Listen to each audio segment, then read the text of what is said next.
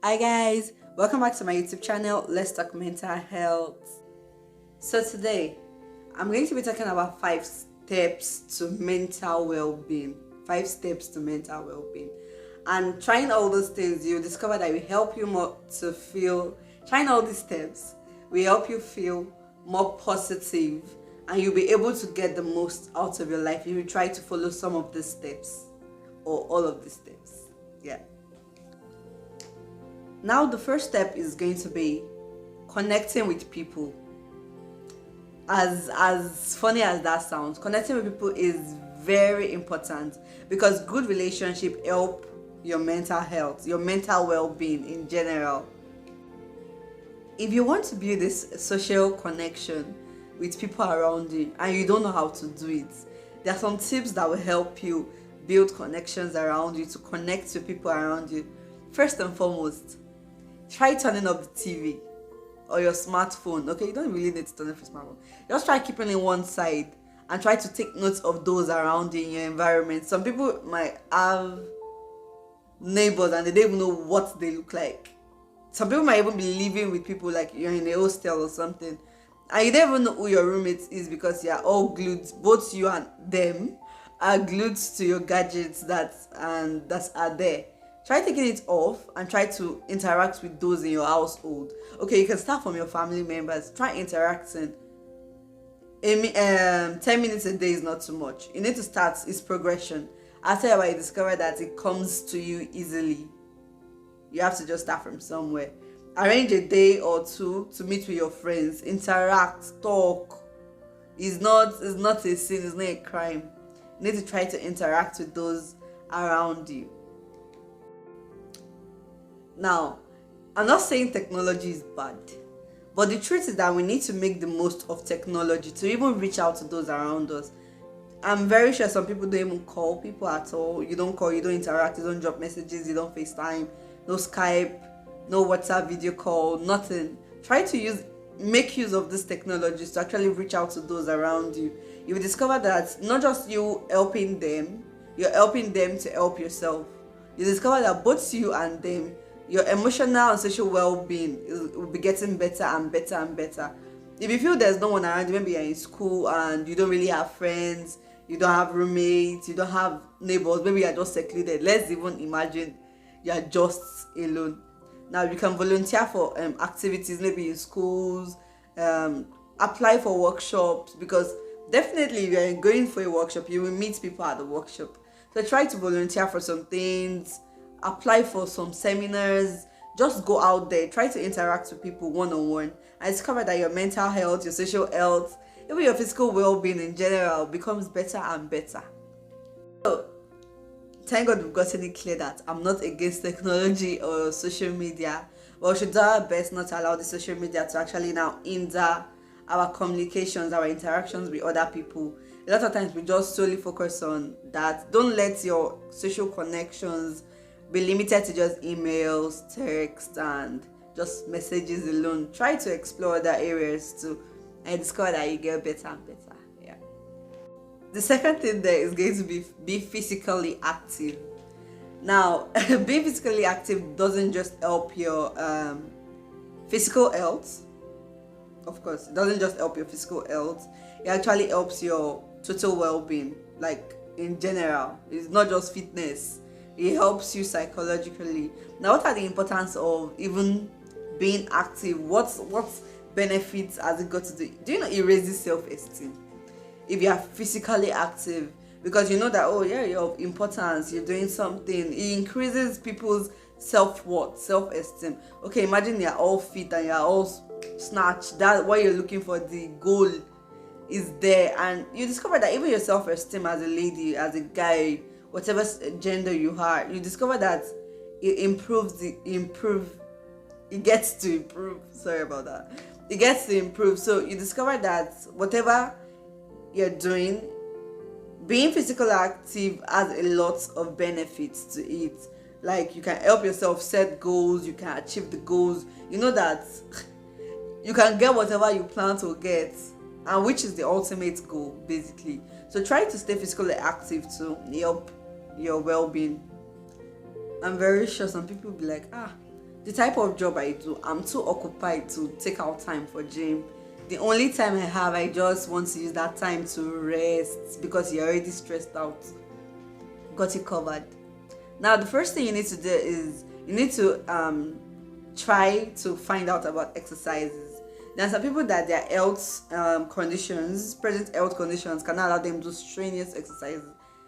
That's totally understandable.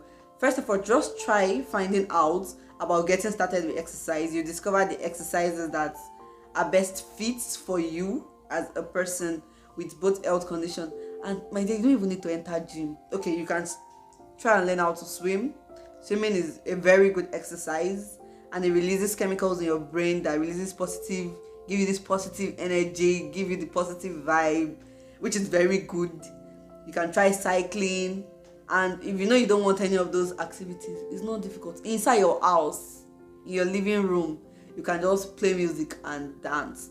Dancing is a form of exercise because you burn out calories. So you can dance. So you don't need to be on the streets running 5 miles, 10 miles. You don't really need to do all that. If you feel you cannot really handle that, fine. You need to start with baby steps. Start dancing.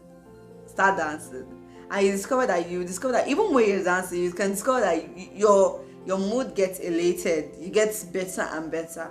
All this, you can just do them to improve your well-being as a person. Just look for the one that works best for you. If it's going to the gym, some people just need to eat the gym, because in the gym you will meet people. Try to interact, start communication with people. Don't force communication, but try starting communication with people. And see you get better and better. And please, do not feel pressured to go eating the gym and spending like 3 hours, 5 hours. Nobody says you can spend 5 hours inside gym. Don't go and just very good. If you feel the gym is where you can go, fine and good. If you feel just register for gym before, and after the first day, I'm like, no, you cannot walk. So, and after a very long time, I discovered that gym it works now for me, and it could work for you. So you don't need to just go and say you want to spend a whole day, 20 hours, exercise for 1 week. You want to do it once. No. It doesn't work that way. So you just need to find the one that fits your schedule. You need to find the one that you don't need to do a stretch. You don't need to do it at a stretch. Even exercise applications, you can check them. You see that there's even break in between them. There are some days you say, this day there's not going to be exercise. Maybe on the 4th day, because the app I was using before, on the 4th day there is no exercise. I think it was like a tea break or something. You just chill and do all those normal stretch and all that. So just look for the one that best suits you and go for it. First step is learn new skills. Learning new skills is very good. It can improve. Research has shown that when you learn new skills, it can improve your whole mental well-being, because it will boost your self-confidence, it will raise your self-esteem, it will help you build a sense of purpose. When you learn new skills, like I can do this now, it help you connect to other people, even in that field of that new skill, the field. You help you connect to new people. It makes you feel like you can do something. You're part of the society. You have something you can actually contribute. Boost your self-confidence, your esteem. So learning new skills is very, very important. Do not look down on all these skills. Try learning new skills. You can be a lady in tech. There's nothing wrong there. If guys are doing it, you can do it too. Learn something. It doesn't need to be technology. It doesn't need to be... Just look for something that you feel you could be good at and start. Little by little, you discover that you become a pro in it. You can also try new hobbies. Maybe now you want to learn how to paint. Some people will be painting nonsense, but the art alone that you're painting, it brings relief to a lot of people. I know there was a seminar we used to join every Saturday. We kind of sketched things out, and it was funny because truthfully, in fact, when you see your drawing might be terrible. Your drawing might not be the best. In fact, your drawing might not even make sense. It's you that drew it and knew what you wanted to draw. But it's kind of therapeutic. So just look, is it writing a blog? Is it taking pictures? Because I take pictures a lot, and it's quite therapeutic to me. So try something that you feel, okay, this is what I feel I enjoy doing, and it brings sort of healing and soothing to you.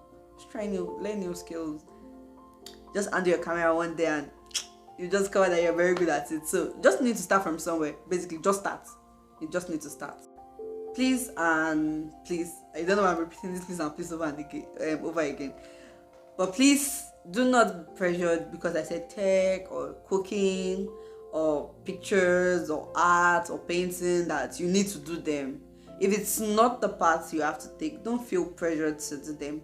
Just look for something that you feel you're comfortable doing and do them and make them part of your life, and you discover that you get better and better. That's it. First step to overall mental well-being is giving to others, or should I say act of service or kindness. It has been shown by researchers that this helps to improve your mental well-being. Giving to others and basically the act of kindness has been shown that it can improve one's mental well-being, and it gives you this positive feeling, like this sense of reward, like yes, that person, I did this, and you can see the reward in them, and it gives you that feeling that yes, it gives you that sense of purpose, of self-worth. It helps you to connect to people better, and no matter how small the act of kindness is, it goes a very long way. There are a lot of people that need as little as that. It could be volunteering in your local community, it could be teaching a class, it could be taking tutorials, it could be even smiling, it could be ushering in church, just smiling at people as they walk into church, tell them they look beautiful. Whatever it is, acts of kindness, as little as insignificant as it might look, it goes a very long way. And you discover that even as you say it to people, as they smile, you smile. It makes you feel good, it makes you feel better, that's it. It's just very important. So yeah, acts of kindness, giving to others, you discover it makes you feel better. The fifth step is mindfulness. I did a course on mindfulness, so it's mindfulness is enriched, is a whole lot that people don't count.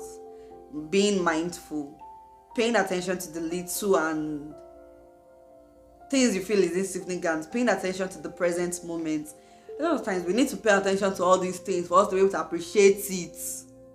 But we're very busy. We are too busy to realize anything going on around us that we should be thankful for. The acts of mindfulness, you need to take your time to be mindful, because once you're mindful and you're able to take note of things that are happening in your society, you discover that a lot of things are good.